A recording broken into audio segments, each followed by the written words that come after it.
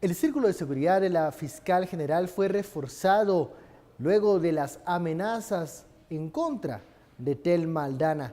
¿Qué implicaciones tiene esto en los casos que investiga el Ministerio Público? Ese es el tema de la noche. Participe con el hashtag SFAmenazasMP. Vamos de inmediato con la nota de este suceso.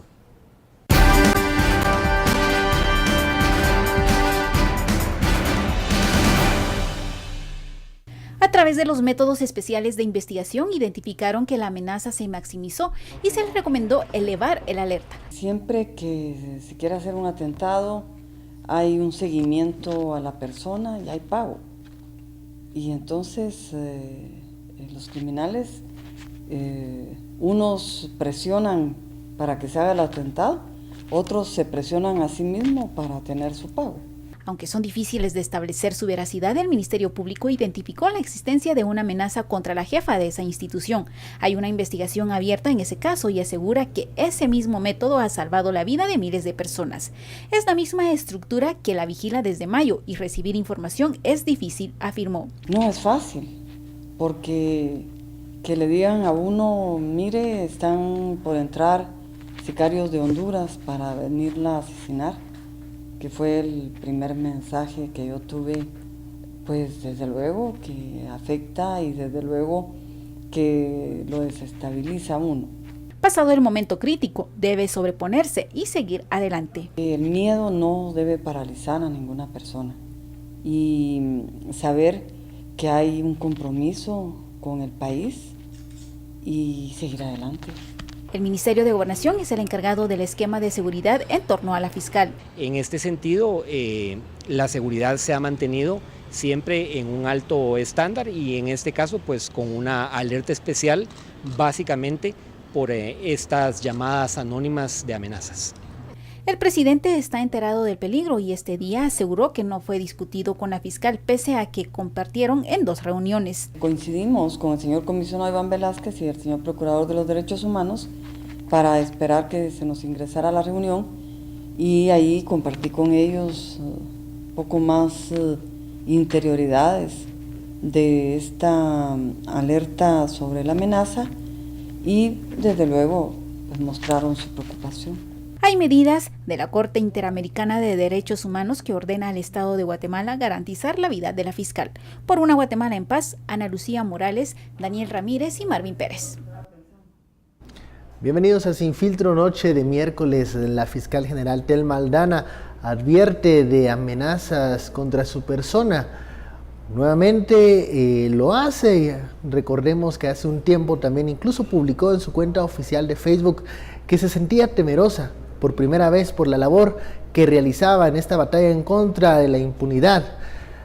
Nuevamente se reúne con las autoridades responsables de su seguridad, quienes se comprometen a reforzar el círculo de seguridad de la fiscal general. ¿Qué consecuencias trae esto para los casos que está investigando el Ministerio Público? De eso vamos a profundizar esta noche. La etiqueta para que usted participe, SFAmenazasMP.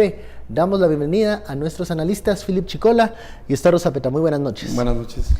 Bueno, una amenaza, una advertencia de amenaza que se reitera nuevamente de aquel momento en el que salió, si recordamos, salió del país la fiscal general, viajó a Estados Unidos, incluso se especuló por qué era tan prolongado su viaje en el extranjero. Ella incluso también denuncia estas amenazas. Nuevamente se toca el tema, Philip, ¿y qué tenemos que leer entre líneas con este mensaje que da la fiscal general?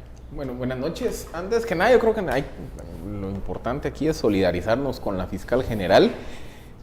Pero no solo con Thelma Aldana, sino en general con todos los fiscales del Ministerio Público, porque quizá estamos viendo cómo las amenazas y las operaciones de la mafia se personifican contra la fiscal general, pero en general estamos hablando que es toda una institución, hay todo un andamiaje detrás del trabajo que hace Thelma Aldana, en donde hay fiscales, auxiliares fiscales, investigadores, que también están o que también corren el riesgo por entrar a desarticular redes de esta magnitud. Y vean, cuando se estudian los casos paradigmáticos a nivel mundial de desarticulación de estructuras mafiosas, lo que ocurrió en Sicilia, por ejemplo, en los años 70, 80, en Colombia, hace unos 10 años más o menos, lo que se hizo, por ejemplo, con las mafias albanas, en kosovares, de los Balcanes, después de la guerra yugoslava, es que las mafias, cuando son golpeadas, básicamente reaccionan de dos tipos, de dos formas. Las mafias con vinculación política, por ejemplo, pensemos en el caso de la estructura mafiosa que integró el Partido Patriota para capturar y saquear al Estado.